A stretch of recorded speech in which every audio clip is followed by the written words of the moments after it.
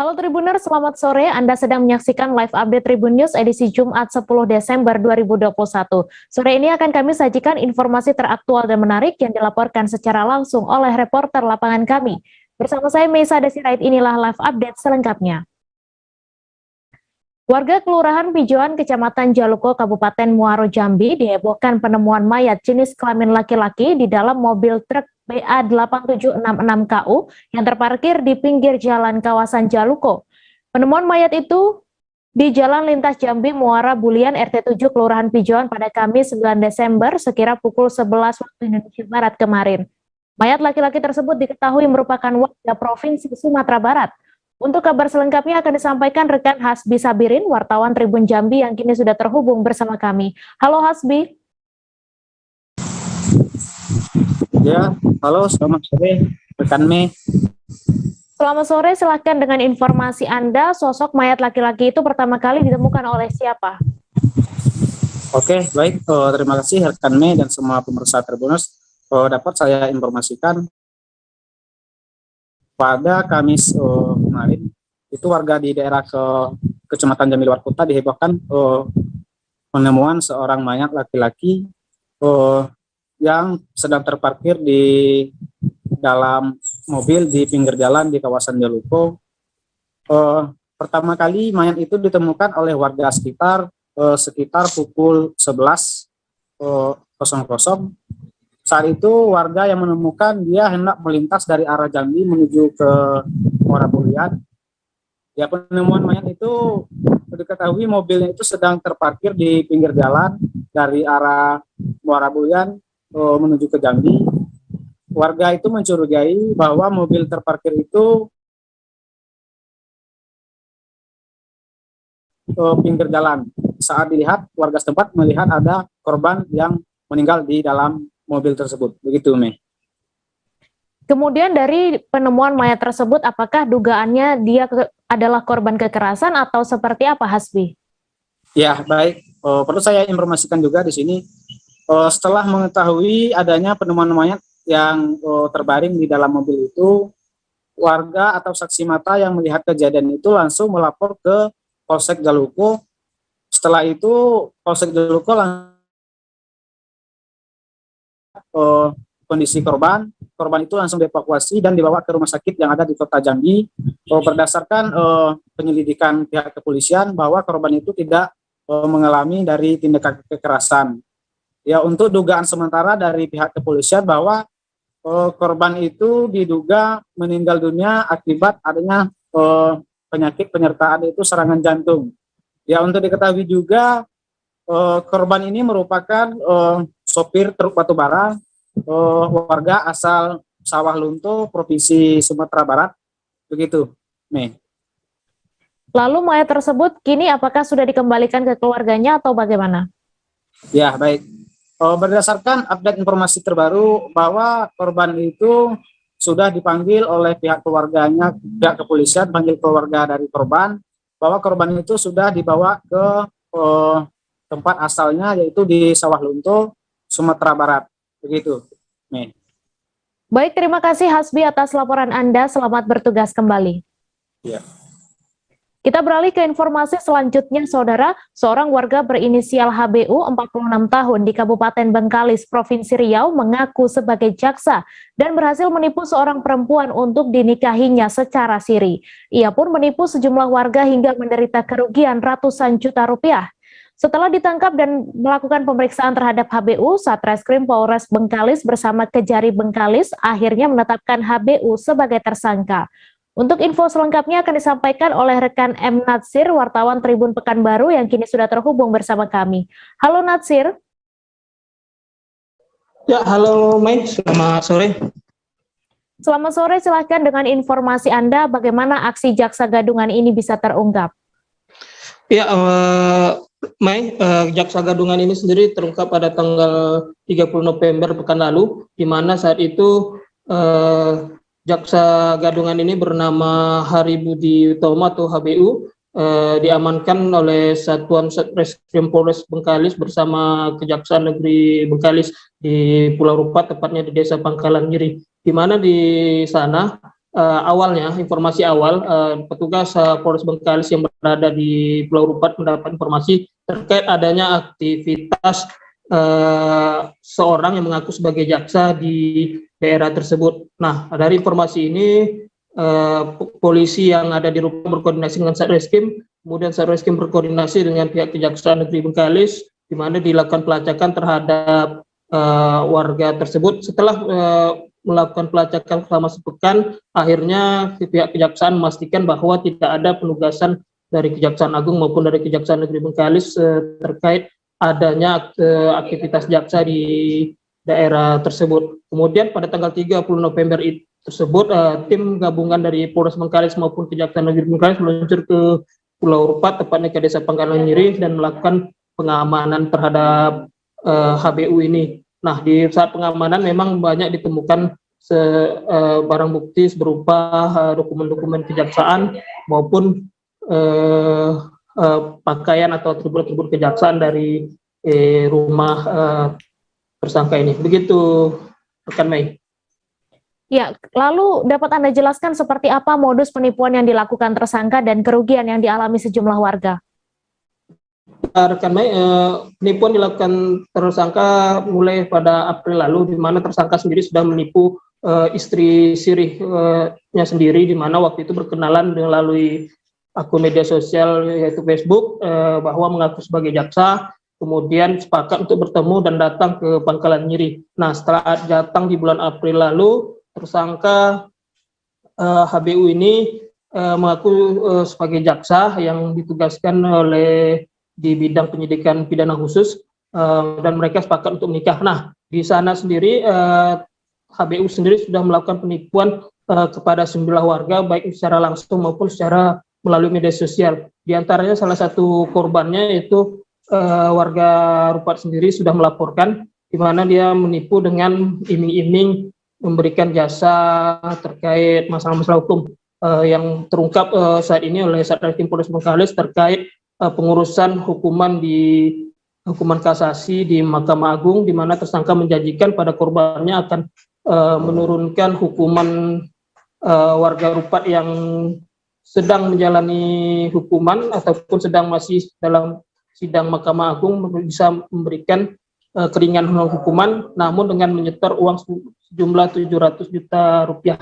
Nah, selain itu juga ada kejahatan lainnya, penipuan yang dilakukan, namun mungkin belum sampai saat ini belum ada laporan resmi ke Polres Bengkalis. Begitu, Mei. Kemudian apakah ada penyesalan dari jaksa gadungan ini dan bagaimana proses hukumnya? Ya, rekan Mei, memang saat persidangan dilakukan pada Kamis siang kemarin, tersangka sendiri mengaku menyesal atas perbuatannya dan tidak berjanji di hadapan jumlah awak media tidak akan mengulangi kejahatan penipuan. Tapi sebagai catatan, HBU sendiri sebenarnya sudah beberapa kali melakukan tindakan penipuan di wilayah berbeda. Sebelum di Bengkalis,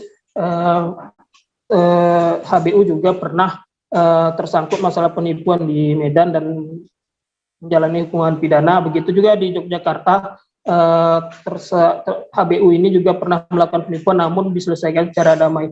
Nah, secara ini proses hukum sedang berjalan, mereka masih mendalami motif-motif dan dugaan-dugaan kejahatan lainnya yang dilakukan oleh HBU. Namun secara pasti yang saat ini sudah dipastikan kejahatan yang penipuan ini akan diancam dengan hukuman 4 tahun penjara, sementara terkait kejahatan pemalsuan penggunaan atribut-atribut kejaksaan ini juga tersangka HBU terancam hukuman pidana 6 tahun penjara. Gitu, Mai.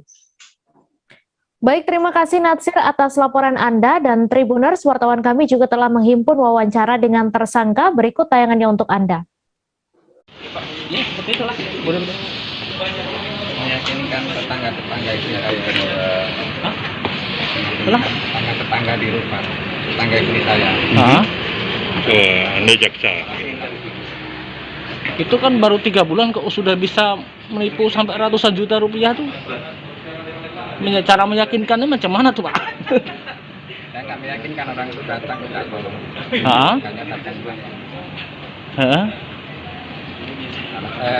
Mereka yakin kalau saya seorang jaksa. Tapi tentu Anda mau melakukan ini, memberitahu bahwa Anda ada di Rupat itu pada orang-orang yang termasuk korban Anda? Iya. Iya, dengan cara apa? Langsung Pak. Langsung lewat telepon apa lewat akun media sosial? Oh gitu ya.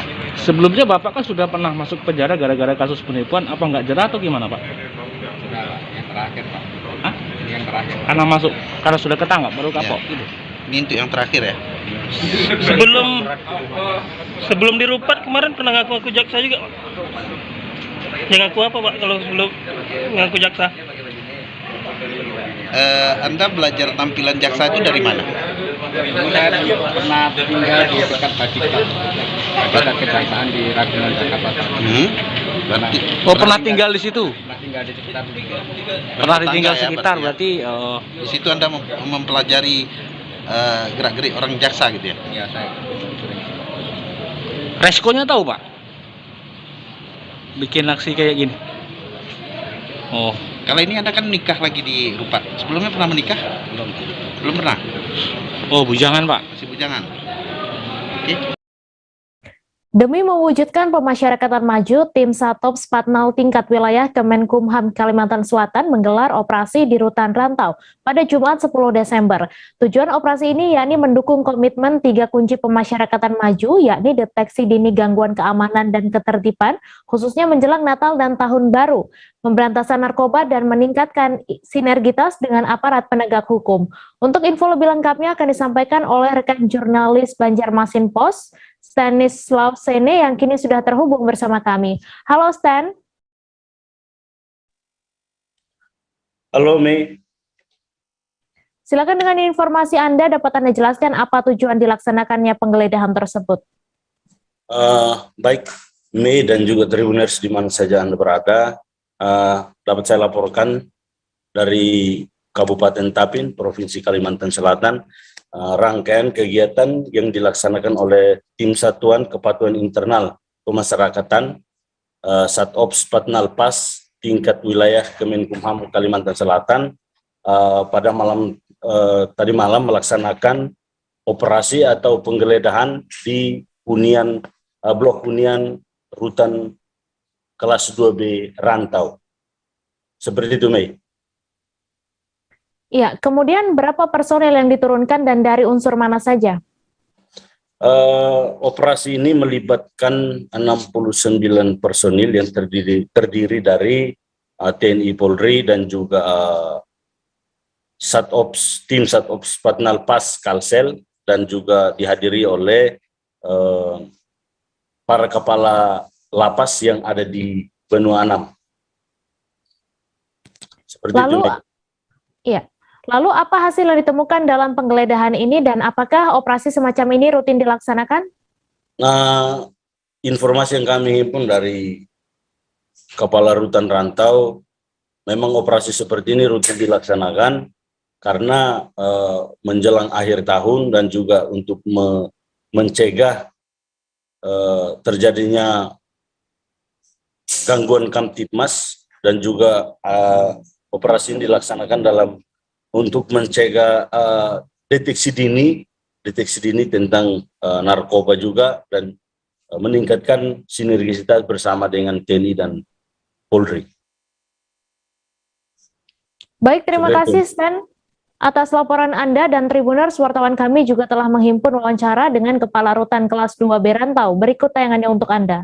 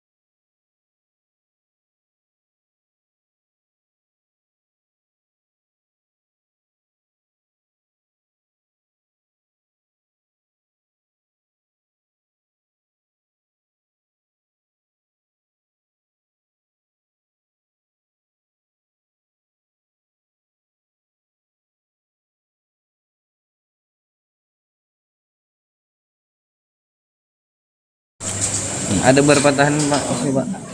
Saat ini penghuni dari Rumah Tahanan Negara Rantau berjumlah 311 warga binaan pemasyarakatan. Jadi tidak hanya tahanan, itu terdiri dari narapidana dan tahanan. Ada satu tahanan wanita. Jadi kenapa ada penghuni wanita di sini, karena statusnya masih tahanan. Jadi sambil menunggu proses sidang, setelah nanti putus mereka bakal kita mutasikan ke LPP Martapura. Terkait kegiatan ini Pak, kenapa dipusatkan di rutan kelas 2B Rantau ini Pak? Sebenarnya bukan dipusatkan, ini sebenarnya program dari Satpol Patnal Kantor Wilayah Kementerian Hukum dan HAM Kalimantan Selatan, yang salah satunya adalah melakukan razia di berbagai lapas yang ada di lingkup kantor wilayah Kemenkumham Kalsel. Nah, kebetulan hari ini Rantau ketempatan untuk dilakukan razia terhadap kamar hunian. Ada yang ditemukan nggak Pak? Ada di Banjarmasin dan di Lapas Jalan. Ada yang ditemukan nggak Pak? Tidak ada barang-barang yang berbahaya, hanya beberapa.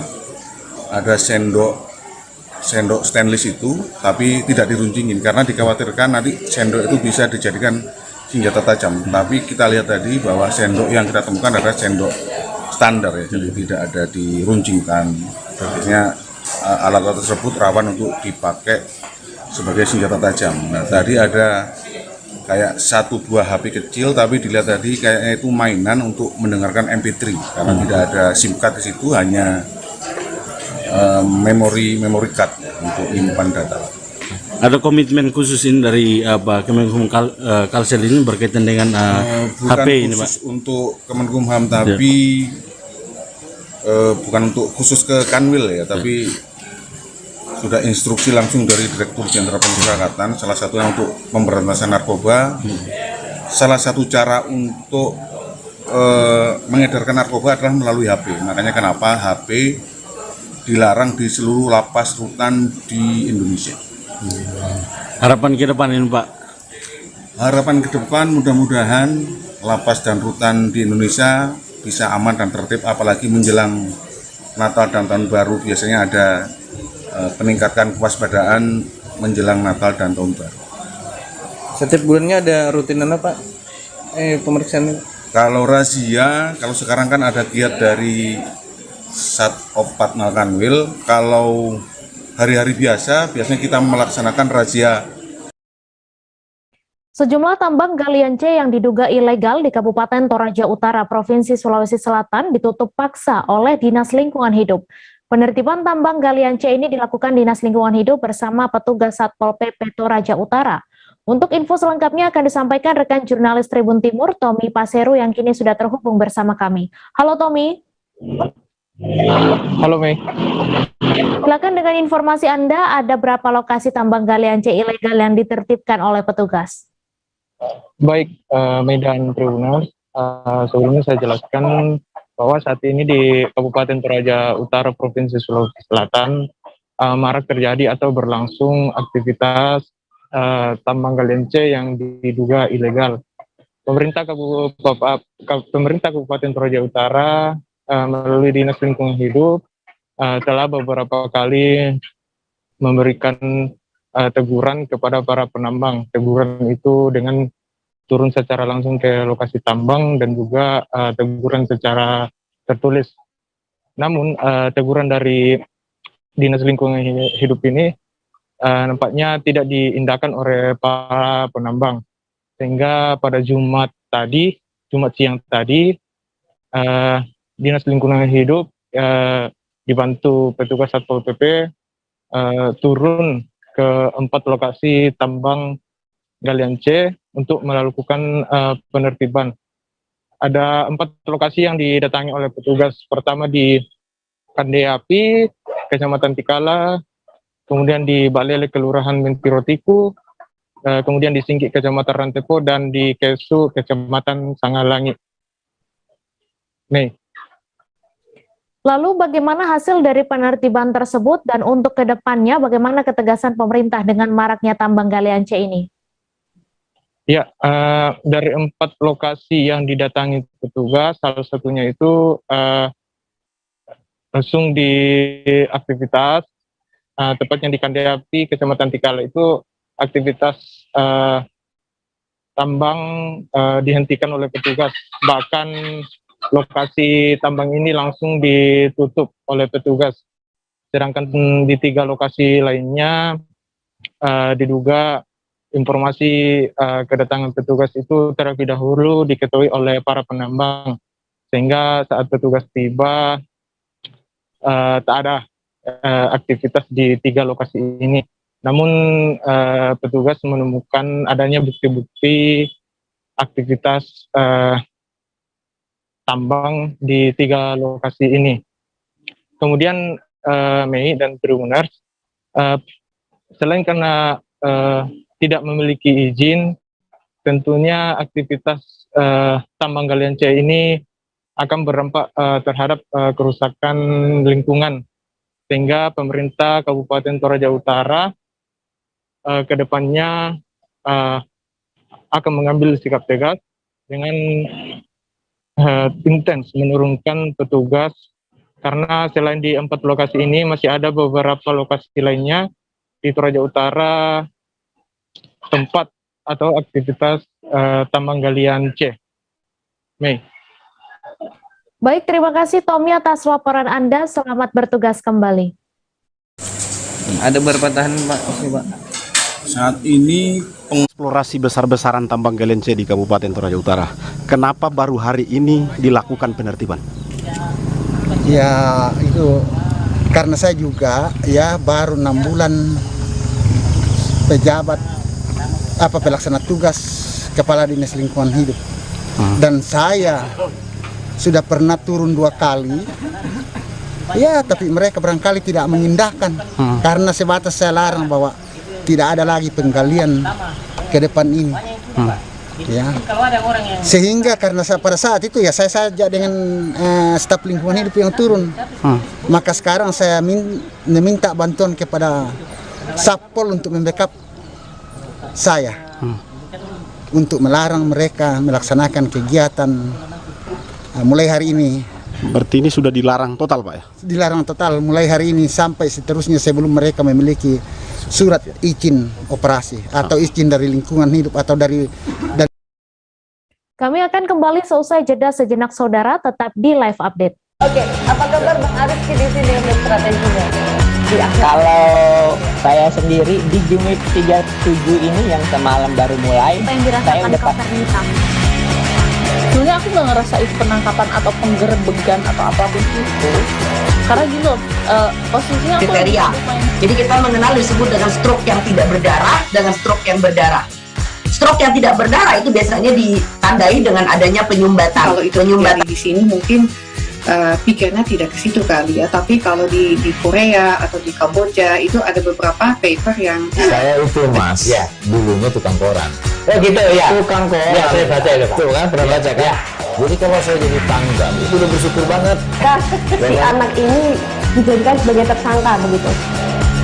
Ya, kalau ini kita bicara yang di luar kasus Sidoarjo ya. Dengan nama hujan shower, di mana terdapat batas jelas antara daerah hujan dan tidak hujan yang biasanya terjadi pada fase awal mature stage atau tahap berbahaya itu Kang. Jadi mulai artinya terjadinya perlembekan. Nah itu untuk penetrasi akan sulit gitu ya. Dok, saya ini menurut saya memang tidak mudah, bukan urusan tanah diambil. Kalau misalnya Amerika Serikat sekarang, Rasulullah mengatakan dalam sebuah hadis bahwa berpuasa di 6 hari Syawal itu. Oke, apa kabar Bang Arif di sini untuk strateginya? Kalau saya sendiri di Jumit 37 ini yang semalam baru mulai, saya udah pasti. Sebenarnya aku nggak ngerasain penangkapan atau penggerbegan atau apapun itu, karena gini loh, posisinya aku kriteria. Jadi kita mengenal disebut dengan stroke yang tidak berdarah dengan stroke yang berdarah. Stroke yang tidak berdarah itu biasanya ditandai dengan adanya penyumbatan. Kalau itu penyumbatan di sini mungkin pikirnya tidak ke situ kali ya, tapi kalau di Korea atau di Kamboja itu ada beberapa paper yang saya itu Mas, ya, dulunya tukang koran. Oh gitu ya, tukang koran. Ya, saya baca itu Pak. Tuh kan, pernah baca kan? Ya. Jadi kalau saya jadi tangga, itu udah bersyukur banget. Si anak ini dijadikan sebagai tersangka begitu. Ya, kalau ini kita bicara yang di luar kasus Situbondo ya. Dengan nama hujan shower, di mana terdapat batas jelas antara daerah hujan dan tidak hujan yang biasanya terjadi pada fase awal mature stage atau tahap Berbahaya dewasa. itu Kang. Jadi mulai artinya terjadinya perlembekan. Nah itu untuk penetrasi akan sulit gitu ya. Dok, saya ini menurut saya memang tidak mudah, bukan urusan tanah diambil. Kalau misalnya Amerika Serikat sekarang, Rasulullah mengatakan dalam sebuah hadis bahwa berpuasa di 6 hari Syawal itu. Oke, apa kabar Bang Ariski di sini untuk strateginya? Kalau saya sendiri di Jumit 37 ini yang semalam baru mulai, saya udah sebenarnya aku nggak ngerasa itu penangkapan atau penggerebekan atau apapun itu, karena gini loh, posisinya aku kriteria. Jadi kita mengenal disebut dengan stroke yang tidak berdarah dengan stroke yang berdarah. Stroke yang tidak berdarah itu biasanya ditandai dengan adanya penyumbatan. Kalau itu terjadi di sini mungkin pikirnya tidak ke situ kali ya, tapi kalau di Korea atau di Kamboja itu ada beberapa paper yang Saya itu Mas, ya dulunya tukang koran. Oh gitu ya. Tukang koran. Ya saya baca itu Pak. Tuh kan pernah baca kan? Jadi kalau saya jadi tangga, itu udah bersyukur banget. Si anak ini dijadikan sebagai tersangka begitu. Ya, kalau ini kita bicara yang di luar kasus Situbondo ya. Dengan nama hujan shower, di mana terdapat batas jelas antara daerah hujan dan tidak hujan yang biasanya terjadi pada fase awal mature stage atau tahap Berbahaya dewasa. itu Kang. Jadi mulai artinya terjadinya perlembekan. Nah itu untuk penetrasi akan sulit gitu ya. Dok, saya ini menurut saya memang tidak mudah, bukan urusan tanah diambil. Kalau misalnya Amerika Serikat sekarang, Rasulullah mengatakan dalam sebuah hadis bahwa berpuasa di 6 hari Syawal itu. Oke, apa kabar Bang Ariski di sini untuk strateginya? kalau saya sendiri di Jumit 37 ini yang semalam baru mulai, saya udah sebenarnya aku nggak ngerasa itu penangkapan atau penggerebekan atau apapun itu, karena gini loh, posisinya aku kriteria. Jadi kita mengenal disebut dengan stroke yang tidak berdarah dengan stroke yang berdarah. Stroke yang tidak berdarah itu biasanya ditandai dengan adanya penyumbatan. kalau itu terjadi di sini mungkin pikirnya tidak ke situ kali ya, tapi kalau di Korea atau di Kamboja itu ada beberapa paper yang Saya itu Mas, ya dulunya tukang koran. Oh gitu ya. Tukang koran. Ya saya baca itu Pak. Tuh kan pernah baca kan? Jadi kalau saya jadi tangga, itu udah bersyukur banget. Si anak ini dijadikan sebagai tersangka begitu. Ya, kalau ini kita bicara yang di luar kasus Situbondo ya. Dengan nama hujan shower, di mana terdapat batas jelas antara daerah hujan dan tidak hujan yang biasanya terjadi pada fase awal mature stage atau tahap Berbahaya dewasa. itu Kang. Jadi mulai artinya terjadinya perlembekan. Nah itu untuk penetrasi akan sulit gitu ya. Dok, saya ini menurut saya memang tidak mudah, bukan urusan tanah diambil. Kalau misalnya Amerika Serikat sekarang, Rasulullah mengatakan dalam sebuah hadis bahwa berpuasa di 6 hari Syawal itu. Oke, apa kabar Bang Ariski di sini untuk strateginya? kalau saya sendiri di Jumit 37 ini yang semalam baru mulai, saya udah sebenarnya aku nggak ngerasa itu penangkapan atau penggerebekan atau apapun itu, karena gini loh, posisinya aku kriteria. Jadi kita mengenal disebut dengan stroke yang tidak berdarah dengan stroke yang berdarah. Stroke yang tidak berdarah itu biasanya ditandai dengan adanya penyumbatan. kalau itu terjadi di sini mungkin pikirnya tidak ke situ kali ya, tapi kalau di Korea atau di Kamboja. Terima kasih Anda masih menyaksikan live update. Massa berjumlah ratusan orang menggeruduk kantor Gubernur Sulawesi Utara pada Jumat 10 Desember siang. Mereka melakukan aksi demonstrasi menolak PT Tambang Mas Sangihe mengeruk emas di Pulau Sangihe, Kabupaten Kepulauan Sangihe. Aksi ini merupakan demonstrasi lanjutan yang sudah beberapa kali dilakukan. Untuk mengetahui info lebih detailnya sudah bergabung bersama kami rekan jurnalis Tribun Manado, Rio Nur, yang akan menyampaikan laporannya. Halo Rio.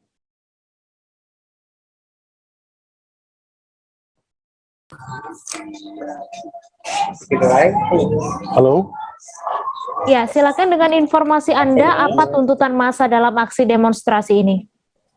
Ya, aksi massa kali ini sama seperti aksi-aksi sebelumnya. Mereka menolak PT Tambang Mas Sangihe untuk mengeruk beroperasi di Pulau Sangihe. Mereka mengeruk emas. Tuntutan mereka salah satu poinnya mencabut izin lingkungan yang dikeluarkan oleh pemerintah Provinsi Sulut. Izin itu yang menjadi dasar hingga keluar izin usaha pertambangan dari pemerintah pusat. Ya, demikian.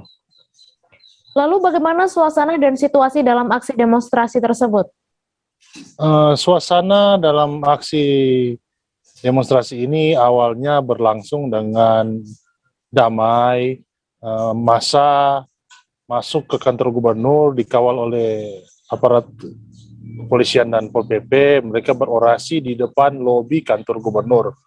Ada sekitar 10 orang berorasi, perwakilan pemerintah mendengarkan apa yang disampaikan oleh masyarakat. Namun setelah giliran pemerintah menyampaikan respon dari tuntutan mereka, keempat terjadi riak-riak di mana ada massa yang emosi, kemudian saling dorong dengan aparat. Namun situasi itu tidak berlangsung lama, langsung diredakan. Kemudian selain aksi orasi, massa juga kemudian mengekspresikan tuntutan mereka melalui tari-tarian. Ada salah satu tari-tarian khas suku Sangihe yang ada di Pulau Sangihe ini. Mereka beraksi, menari di depan lobi kantor gubernur. Demikian. Lalu bagaimana respon pemerintah untuk menindaklanjuti tuntutan para demonstran ini? Sebenarnya respon pemerintah sendiri termasuk pasif, karena ini sudah kali ketiga massa mendatangi kantor gubernur untuk menuntut bahwa agar PT TMS ini tidak beroperasi di Pulau Sangihe. Massa pemerintah provinsi hanya melemparkan persoalan ini ke pemerintah pusat karena memang izin usaha pertambangan itu keluar dari pemerintah pusat, dari Kementerian SDM. Kemudian sejauh ini tuntutan-tuntutan para warga di Pulau Sangihe ini belum mendapat respon, bahkan perwakilan warga sudah mengajukan tuntutan ke lembaga peradilan untuk menindaklanjuti masalah ini. Bahkan tadi warga mendesak, sempat memanas tadi karena warga mendesak ingin menemui gubernur, namun gubernur tidak ada di tempat, sehingga pertemuan dengan gubernur hanya diwakilkan oleh sejumlah pejabat daerah Pemprov Sulut. Demikian. Baik, terima kasih Rio atas laporan Anda. Selamat bertugas kembali. Sejumlah ruas jalan hingga tempat usaha milik warga yang berada di pinggiran sungai di Kecamatan Delta Pawan dan Benua Kayong, Kabupaten Ketapang, Kalimantan Barat, tergenang air akibat luapan Sungai Pawan. Tak hanya jalan dan tempat usaha saja, genangan air juga menyasar sejumlah rumah warga yang tak jauh berada di pinggir sungai. Untuk detail informasinya akan disampaikan langsung oleh rekan jurnalis Tribun Pontianak, Nur Imam Satria, yang kini sudah bergabung bersama kami. Halo, Nur Imam. Halo, rekan Mei. Silakan dengan informasi Anda, sejak kapan air mulai menggenangi sejumlah ruas jalan dan tempat-tempat usaha di pinggir sungai tersebut?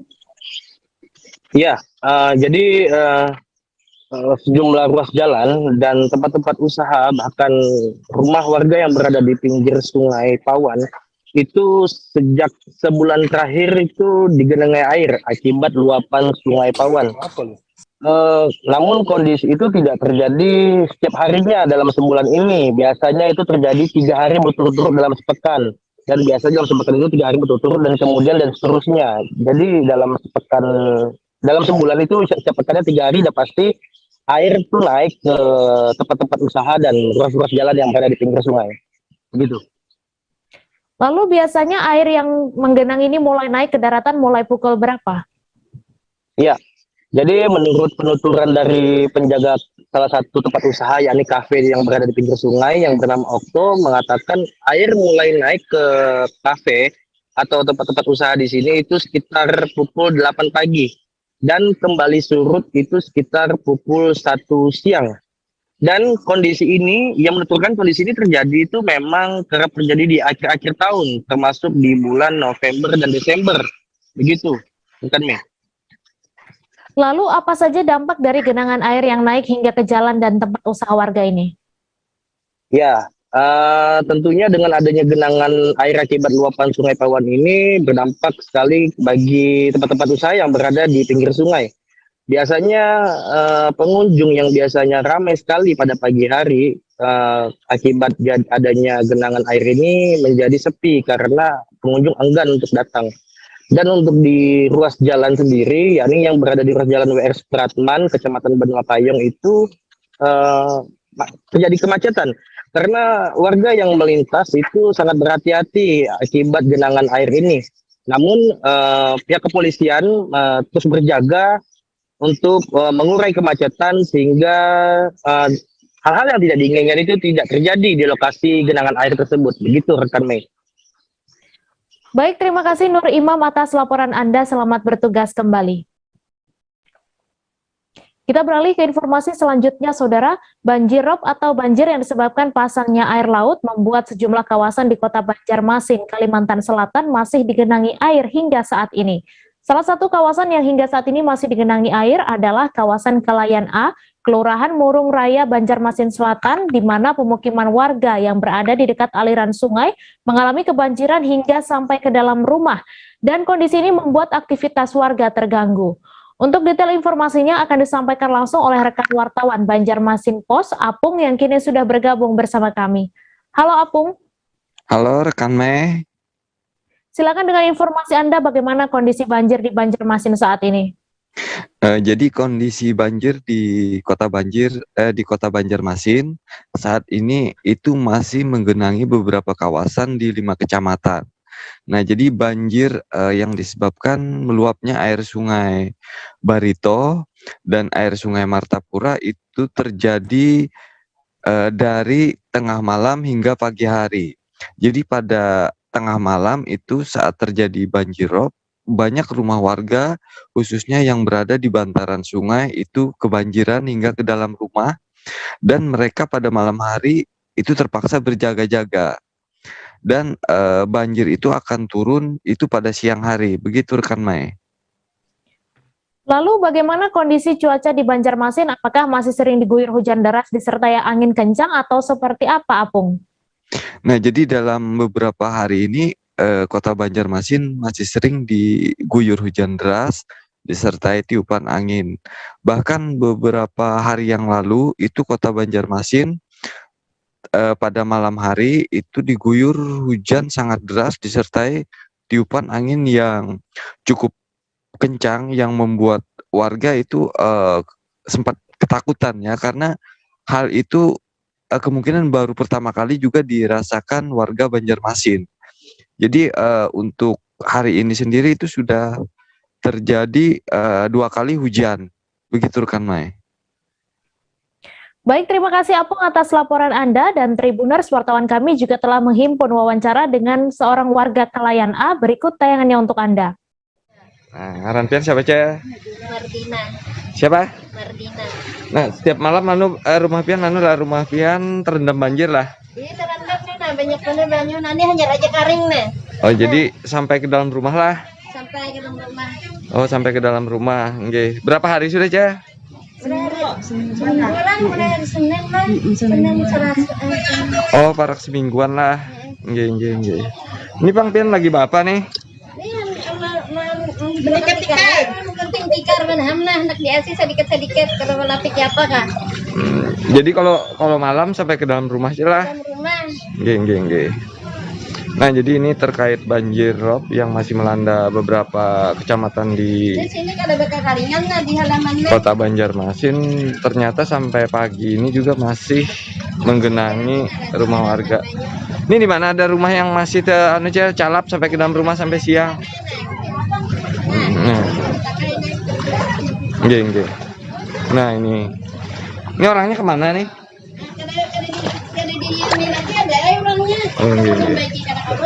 Nggih. Nah, ini.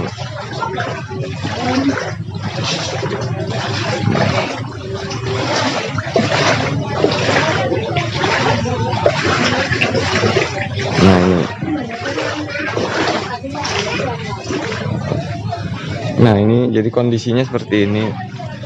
Aduh. Siswa SMK Islam Ma'arif di Malang mengerjakan ujian penilaian akhir semester di tenda pengungsian di halaman sekolah.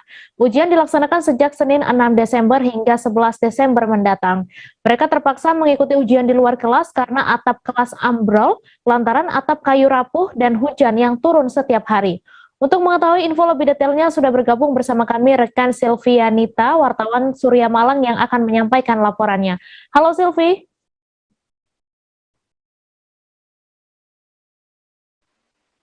Halo Mei, selamat sore.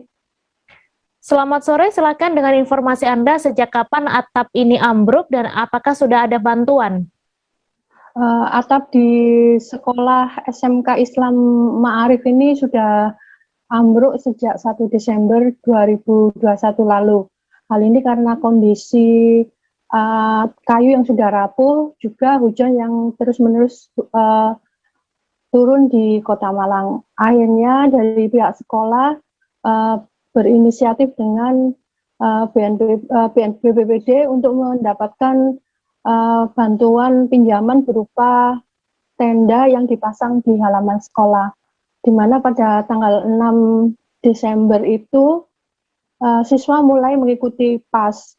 Sebenarnya yang rusak itu di satu kelas aja, tapi di kelas lainnya itu memang atapnya sudah rawan sehingga sekolah berkoordinasi untuk mendapatkan tenda tersebut.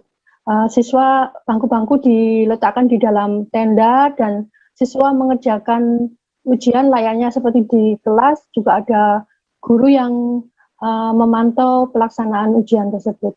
Begitu, Mei. Lalu bagaimana kondisi siswa dalam menjalani ujian di tenda tersebut? Dari pantauan yang saya lihat, siswa ya nampak enjoy dengan kegiatan ujian tersebut. Dari pihak sekolah melarang untuk menanyakan pendapat dari siswa. Dari Kasek menyatakan siswa sangat menerima kondisi itu dan bisa melaksanakan ujian pas di dalam tenda. Dari pihak sekolah meminjam tenda itu selama 10 hari sejak hari Minggu tanggal 5. Gitu. Baik, terima kasih Silvi atas laporan Anda, dan Tribuners, wartawan kami juga telah menghimpun wawancara dengan Kepala SMK Islam Ma'arif. Berikut tayangannya untuk Anda. Sekitar pukul 12 dini hari. Kami tahu itu subuh dari grup SMK, iya. Karena ada tetangga yang sebelah ini, perumahan ini, ada yang cerita ke tetangga sebelah polsek gitu. Itu akibat hujan atau memang kondisinya, Bu? Rabunya itu hujan deras. Hujan deras. Hujannya kan ini sudah hampir berapa minggu kemarin itu lah ya. Yang ambruk apa itu? Yang ambruk atapnya. Atap ruangan. Ruangan kelas 11 sama separuh di ruang pojok yang biasanya saya buat untuk sholat dua anak-anak itu. Ya, terus sekarang anak-anak ini belajar di tenda, gimana tanggapannya, Bu? Jadi untuk sementara anak-anak ini belajar di tenda yang dipinjami oleh BNPB Pertama kan saya juga kasihan gitu melihat anak-anak di tenda, ya Allah anak-anakku kayak di pengungsian, saya sampai gitu. Ternyata anak-anak ngerti gitu loh, nggak apa-apa Bu. Padahal sebelumnya kan mau saya taruh di ruang banking, tapi di ruang banking kok terlalu sempit untuk anak-anak ini. Akhirnya anak-anak ya nyaman itu. PT Freeport Indonesia fasilitasi keberangkatan 2.508 karyawan untuk merayakan Natal dan Tahun Baru dengan keluarga. Diketahui pemberangkatan karyawan PT Freeport Indonesia dari kontraktor dan privatisasi merupakan agenda tahunan yang disebut Christmas Flight 2021. Untuk kabar selengkapnya akan disampaikan rekan wartawan Tribun Papua, Marcelinus Labulela yang kini sudah terhubung bersama kami. Halo Marcel. Baik, selamat malam, Mei. Ya, selamat malam. Silakan dengan informasi Anda, bagaimana tanggapan dari pihak PT Freeport terkait kegiatan ini? Baik, terkait kegiatan menjelang Natal dan Tahun Baru, dapat saya sampaikan bahwa untuk tahun ini PT Freeport Indonesia telah membuka kembali atau memfasilitasi keberangkatan untuk para karyawan, di mana untuk tahun ini PT Freeport berhasil memfasilitasi keberangkatan 2.508 karyawan untuk bisa berlibur dan atau merayakan Natal dan Tahun Baru di kampung halamannya masing-masing. Begitu, Mei. Lalu bagaimana respon dari para karyawan sendiri? Terkait respon dari para karyawan, termasuk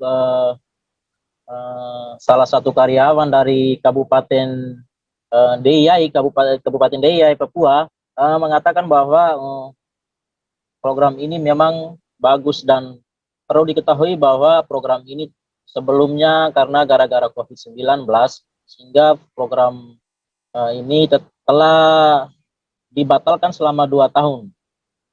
Jadi dia berharap ini pesan langsung dari Bapak Engelbertus Madai, salah satu koordinator karyawan PT Freeport berasal dari Kabupaten DIY, mengatakan bahwa semoga program ini tetap berjalan mengingat kerinduan para karyawan untuk Natal bersama dan Tahun Baru bersama di kampung halamannya dapat dipenuhi oleh perusahaan PT Freeport Indonesia. Gitu, Mei. Baik, terima kasih Marcel atas laporan Anda, dan Tribuners, wartawan kami juga telah menghimpun wawancara dengan VP Industrial Relation PT Freeport Indonesia. Berikut tayangannya untuk Anda. Resmi hari pagi ini tanggal 9 Desember 2021 dengan resmi membuka Christmas Flight teman-teman karyawan karyawati yang akan berangkat ke daerah masing-masing.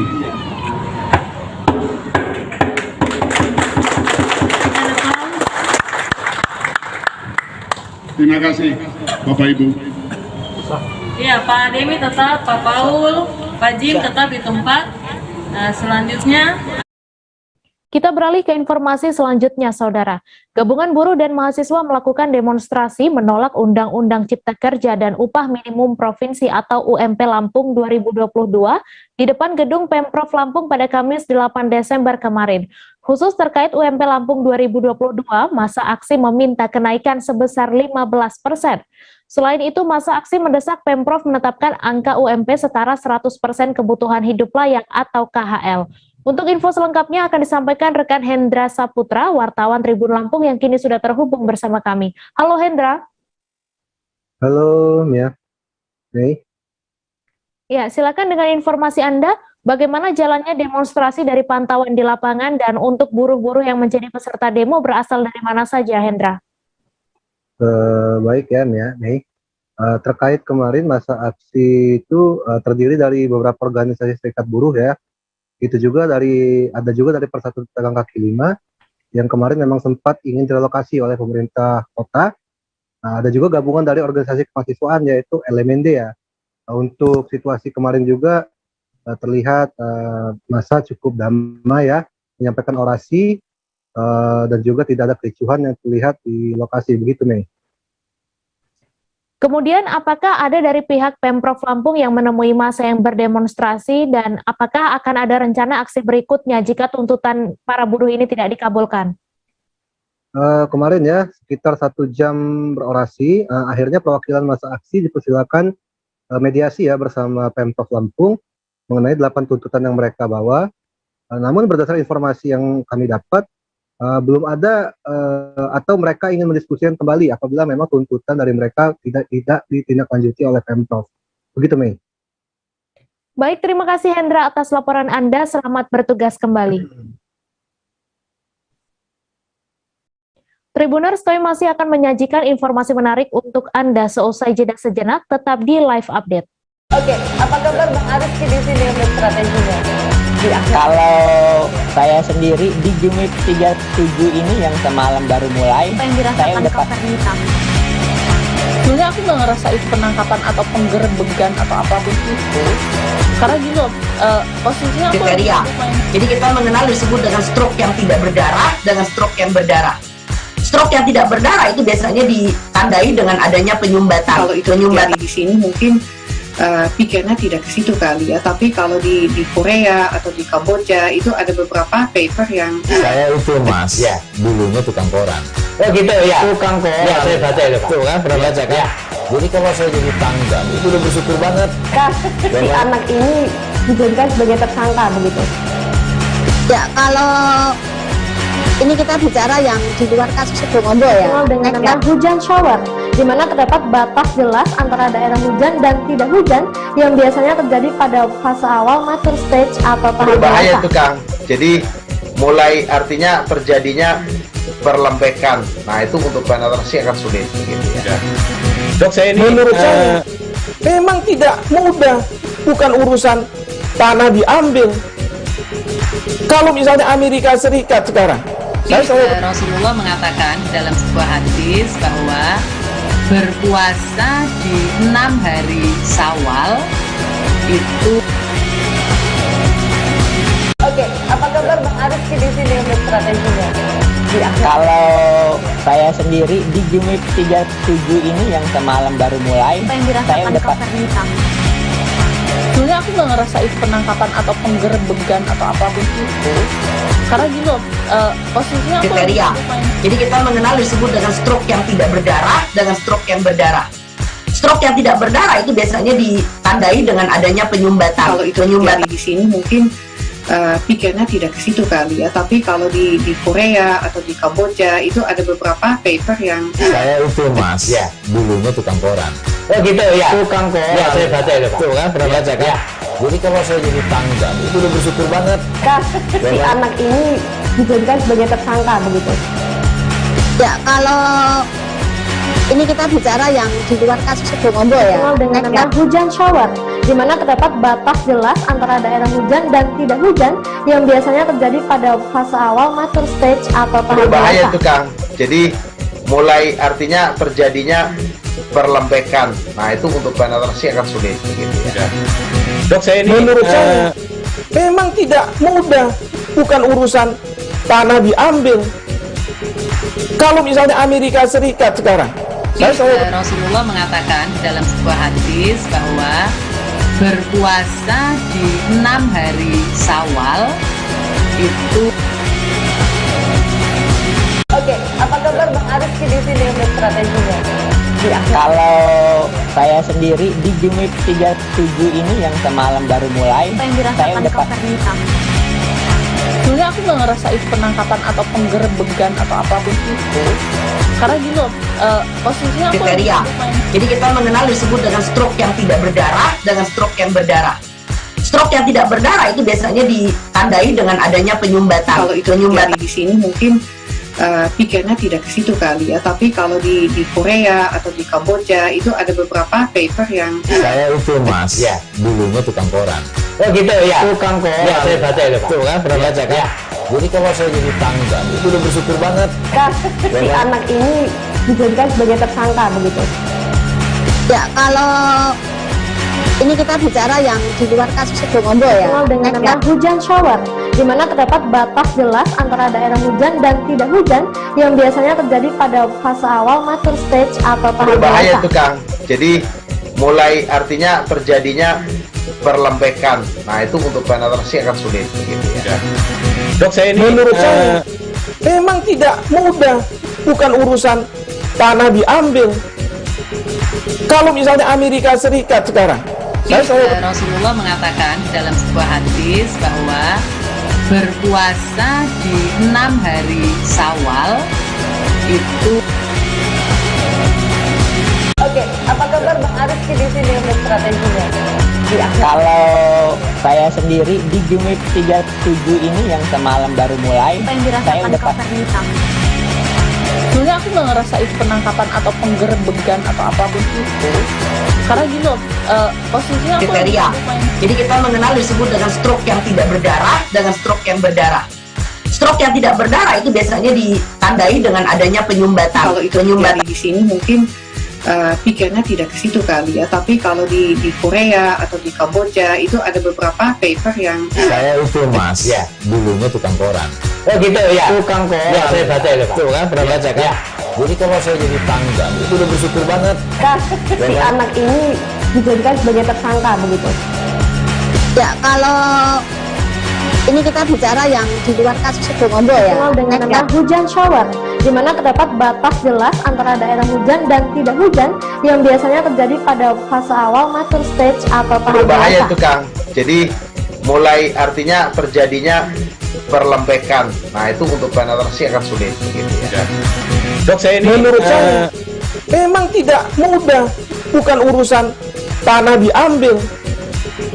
Kalau misalnya Amerika Serikat sekarang. Terima kasih Anda masih menyaksikan live update. Dinas PUPR Provinsi Aceh sempat melakukan pembangunan jembatan di kilometer 41 Jalan Lintas Kabupaten Aceh Utara, Kabupaten Bener Meriah atau lintasan Gunung Salak. Lantaran adanya pembangunan jembatan tersebut, akses jalan lintas Gunung Salak sempat ditutup total sejak 6 Desember 2021 kemarin. Namun pada 9 Desember kemarin jalan telah dibuka kembali. Untuk itu pihak Satlantas Polres Lok Semawe mengimbau kepada pelintas agar tetap berhati-hati terutama saat sedang hujan. Untuk info selengkapnya akan disampaikan oleh rekan jurnalis Serambi News Saiful Bahri yang kini sudah terhubung bersama kami. Halo Bahri.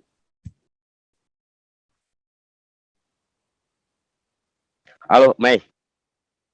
Silakan dengan informasi Anda, apakah selama ini memang silakan dengan informasi Anda, apakah selama ini memang banyak warga yang melintas di lintasan Gunung Salak tersebut?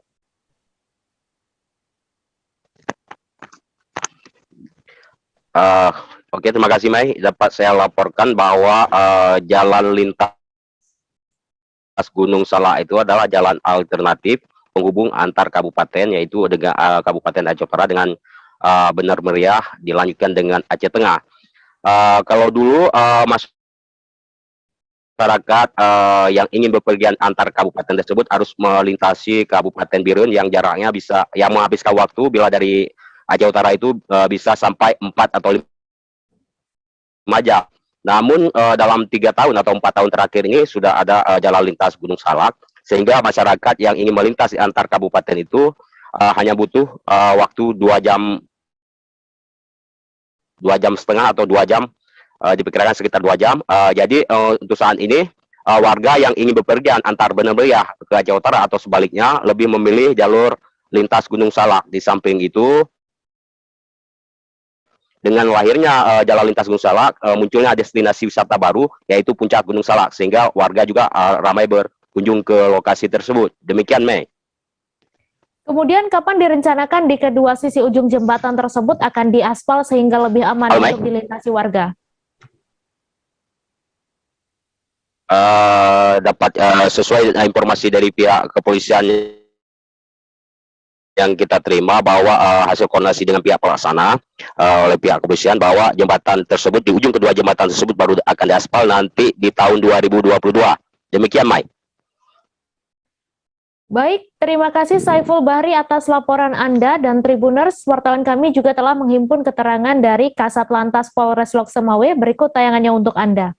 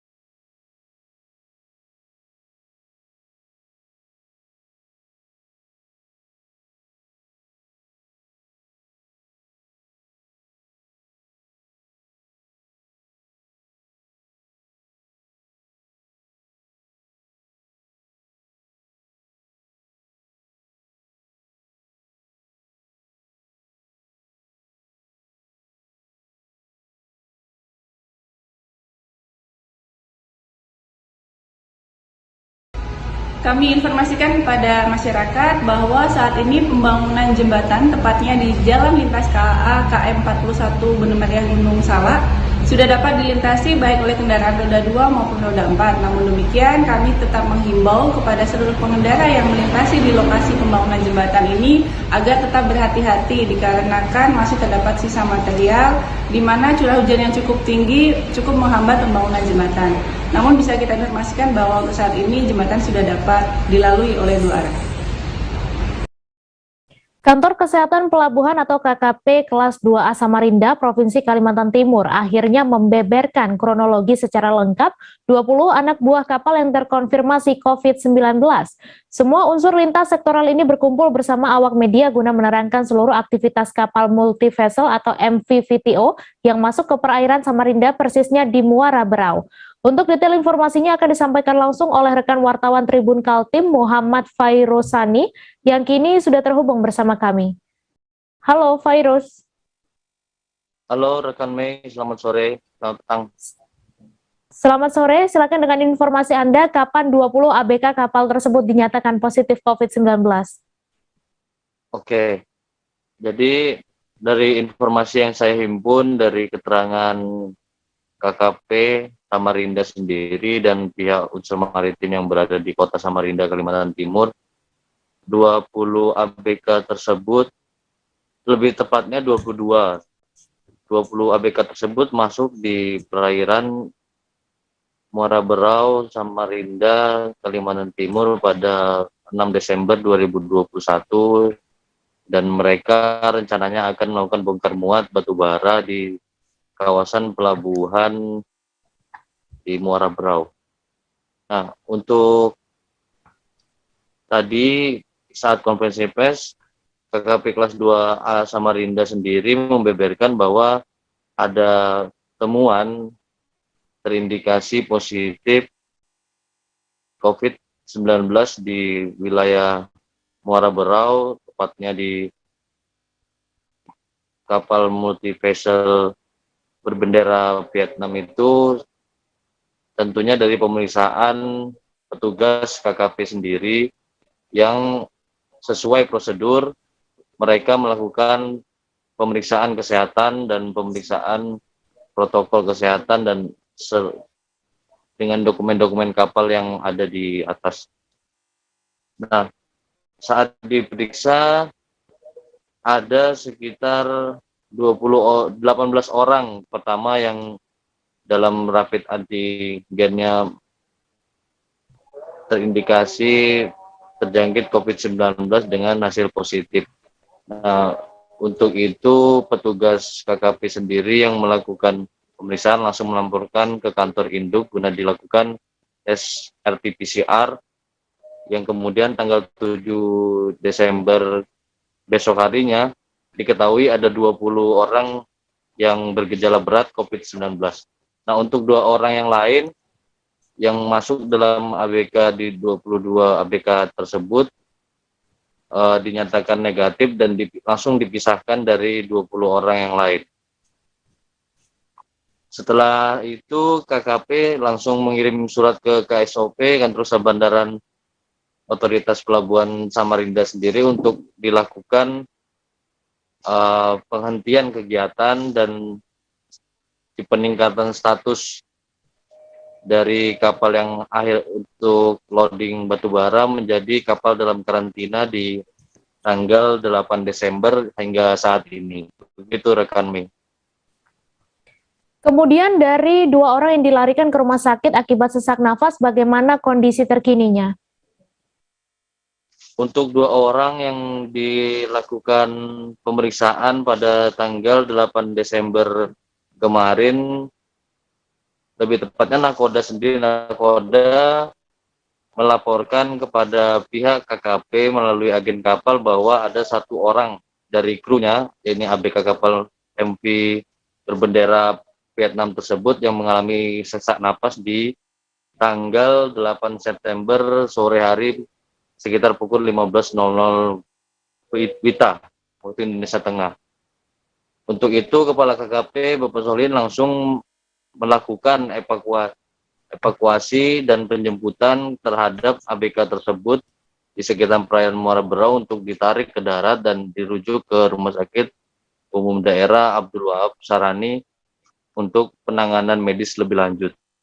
Nah, untuk yang kedua, pasien kedua, dari keterangan KKP sendiri pada tanggal 9 Desember pukul 9 pagi waktu Indonesia Tengah, satu ABK itu dilaporkan kembali oleh Nakoda melalui agennya. Sama persis dengan kejadian sehari sebelumnya, dan langsung dibawa menggunakan ambulan milik KKP kelas 2A Samarinda. Nah, untuk keduanya sendiri, SPO2 atau saturasi oksigen yang dialami keduanya mengalami sesak napas dan rata-rata di bawah 90%. Begitu rekan Min. Baik, terima kasih Virus atas laporan Anda. Selamat bertugas kembali. Dan Tribuners, wartawan kami juga telah menghimpun wawancara dengan Kepala KKP kelas 2A Samarinda. Berikut tayangannya untuk Anda. Saya satu Pak, izin dari Samarinda mengenai yang Pak PKP tadi jelaskan mengenai izin surat kelengkapan terkait pelayanan ya Pak. Dan spesifik tadi disebutkan apakah ada izin yang sudah ada atau tidak. Saya hanya menanyakan itu ya. Baik, terima kasih. Yang pertama kita baru masuk adalah permohonan untuk kedatangan. Dan untuk permohonan untuk kegiatan peloggingan ya, itu belum masuk dari saya. Nah, hari ini kita sudah sampaikan ya, bahwa dengan adanya surat dari KKP terkait dengan kapal dalam karantina, inilah yang menjadi pegangan kita untuk aktivitas kapal tersebut di SDN Semarang. Sekian baik. Sudah Pak dari Trans7. Pak, rencananya kapal tersebut akan berada di wilayah kita berapa hari? Dan tadi rencananya mau bongkar batu bara Pak ya? Terus sama ini Pak, mempertanyakan ini, kalau kita kan ke negara lain ada persyaratan tertentu ya, kayak kita mau ini harus ada luka laku ya, apa itu vaksin bahkan. Apakah itu adalah tidak dilarangnya alat angkut untuk masuk ke Indonesia. Terus sementara itu, kalau untuk kejelasan kru harus berada di dalam kapal itu di Permenkumham nomor 44 2014. Jadi belum ada sosialisasi bahwa mereka harus divaksin. Kalau itu dari kewenangan. Enggak, maksud kami hubungan sudah disampaikan nggak? Kalau untuk keimigrasian di bandara besar untuk aturannya ada Pak, jelas di situ mereka harus ada vaksin, mereka harus diisolasi pada saat tiba di bandara. Itu pun mengikuti aturan dari KKP. Kalau kami dari keimigrasiannya pelarangan untuk alat angkut itu tidak ada larangan di seluruh Permen 27 2021 itu tidak ada larangan untuk alat angkut. Salah satunya itu.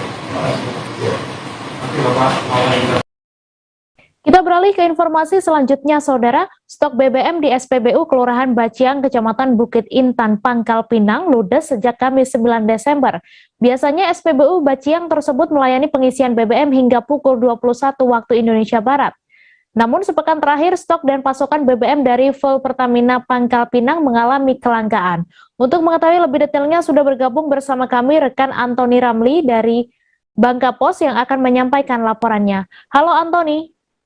Ya, terima kasih rekan Mei. Bisa kami laporkan beberapa hari terakhir beberapa SPBU di Kota Pangkal Pinang, tepatnya di salah satunya di SPBU 2433 116 Kelurahan Bacang, Kecamatan Bukitan Kota Pangkal Pinang, mengalami kelangkaan BBM, pasokan BBM seperti itu. Biasanya di SPBU ini melayani pembelian BBM hingga pukul 9 malam. Namun beberapa hari terakhir informasi yang kami peroleh SPBU tersebut hanya melayani penjualan BBM hingga pukul 11 siang Begitu rekan Mei. Dari informasi yang kami peroleh dari Robi selaku staf admin SPBU, kelangkaan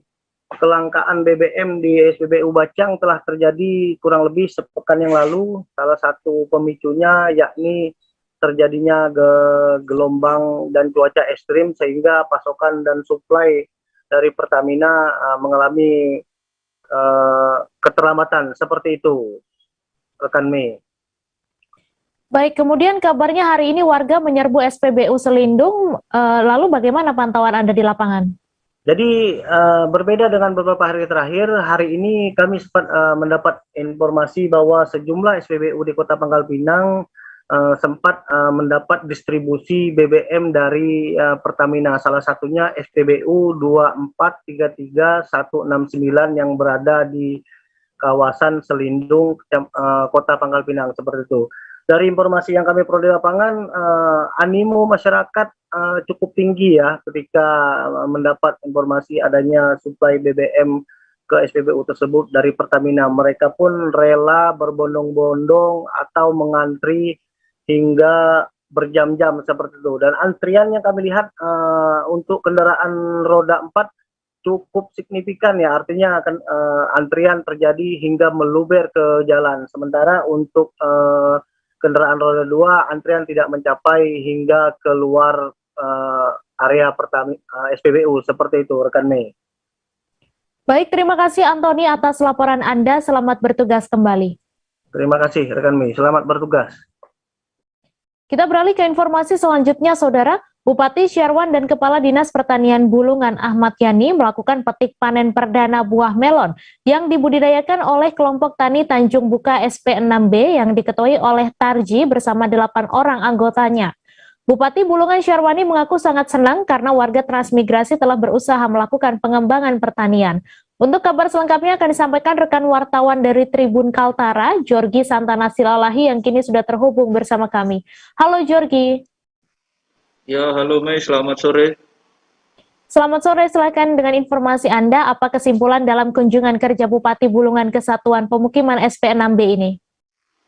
Baik, terima kasih Mei, selamat sore Tribuners. Hari ini Bupati Bulungan kembali melakukan kunjungan kerjanya ke Satuan Pemukiman SP6B, tepatnya di Tanjung Buka, Kecamatan Tanjung Palas Tengah, Kabupaten Bulungan, Provinsi Kalimantan Utara, di mana Pak Bupati Syarwani ikut berbaur dengan masyarakat merayakan hari panen buah melon perdana setelah 70 hari lamanya pembibitan. Diketahui ada seluas 3.750 hektar lahan perkebunan melon yang dipimpin oleh Pak Bupati, yang dipimpin oleh Pak Tarji, Ketua Kelompok Tani SP6B, mampu menghasilkan 5 ton setiap 2 bulan sekali ke depannya. Hal itu pun diharapkan Bupati ke depan perkebunan buah melon rencananya melalui Dinas Pertanian Kabupaten Bulungan akan menjadikan SP6B tempat agrowisata menjadi potensi buah lokal yang menghuni di Provinsi Kalimantan Utara juga. Mei. Lalu ada jenis produk perkebunan apa saja yang ditanam di SP6B ini? Baik, terima kasih. Selain adanya buah melon, ada pun perkebunan bahan pokok seperti cabai, kacang tanah, daun bawang, dan Tarji, Ketua Kelompok Tani, mengatakan 4 hektar lagi bulan Januari 2022 bisa ditanam bibit semangka dengan target 7 ton di luas lahan mencapai tambahan 3 hektar tersebut. Menurut Kepala Dinas Pertanian Ahmad Yani, potensi selainnya buah melon ini adalah untuk memastikan bahan pokok di awal tahun depan ataupun di jelang Natal dan Tahun Baru ini tetap terpenuhi, sebab saat ini keadaan di Kabupaten Bulungan ataupun tepatnya di Provinsi Kalimantan Utara, harga bahan pokok sedang melambung tinggi, sehingga dengan mengkonsumsi produk lokal ataupun bahan baku pokok asli dari Kaltara sendiri itu bisa menciptakan daya kebutuhan masyarakat konsumen itu tetap terisi dan tidak terjadi adanya ketingkatan harga yang mungkin cukup relatif mahal. Karena selama ini banyak masyarakat masih membutuhkan bahan pokok ini karena harganya mahal, karena belinya dari luar. Mungkin Mei selanjutnya. Kemudian apakah ada keluhan dari masyarakat yang disampaikan Bupati Bulungan? Benar, Mei. Dari petani, yaitu kelompok tani, Pak Tarji mengatakan bahwa sebagian lahan di perkebunan SP6B ini masih terkendala oleh jaringan irigasi air tanah atau sumur bor, di mana konteks lahan SP6 ini berdekatan juga dengan arus sungai yang dimana tidak tentu kapan air pasang ataupun kondisi curah hujan kapan ataupun kemarau kapan, tapi Tarji meyakinkan bahwa pemerintah Kabupaten Bulungan bisa membantu ke depannya jaringan air irigasi air tanah ini atau sumur bor agar dapat menyaluri semua aspek lahan perkebunan dari buah-buahan, bahan pokok itu bisa teratasi untuk mendapatkan aliran air bersih. Mungkin itu yang bisa saya dapat sampaikan. Kembali ke studio, Mei. Baik, terima kasih Jorgi atas laporan Anda. Selamat bertugas kembali. Kita beralih ke informasi selanjutnya, Saudara. 2 dari 4 serikat pekerja PT Transjakarta angkat bicara terkait beredarnya video direksi yang melakukan pertemuan dengan operator bus sambil menonton belly dance atau tari perut. Kuasa hukum dari Serikat SPDT FSPMI dan SPTI PT Transjakarta Ade Darajat Martadi Kusuma mengatakan kejadian sebagaimana dalam video bukan pertemuan direksi dengan operator bus. Untuk info selengkapnya akan disampaikan rekan jurnalis Tribun Jakarta Bima Putra yang kini sudah terhubung bersama kami. Halo Bima.